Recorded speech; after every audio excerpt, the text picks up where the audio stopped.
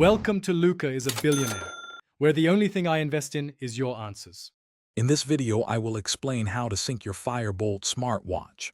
First, ensure your watch is fully charged, ideally for at least 1 hour, to prevent any power-related interruptions during setup. Next, on your smartphone, activate both Bluetooth and GPS location services. A stable internet connection on your phone is also crucial for downloading the necessary companion application and completing the initial synchronization process smoothly. Now, let's get the right app on your phone. Search for and download either the Da Fit or Fire Boltt Fit application from your device's app store. Once installed, open the app and follow the on-screen prompts to create your personal user profile. Remember to grant all necessary permissions, such as location access and notification access, to ensure full functionality and seamless data exchange between your phone and smartwatch. With the app ready, it's time to connect your watch.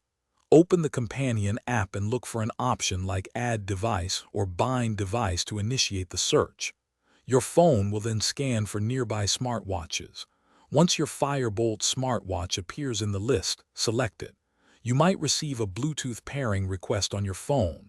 Simply tap Pair or Allow to confirm the connection. The time and date on your watch should update automatically. Encountering connection issues can be frustrating, but there are simple fixes. First, try restarting both your Fire Boltt smartwatch and your smartphone.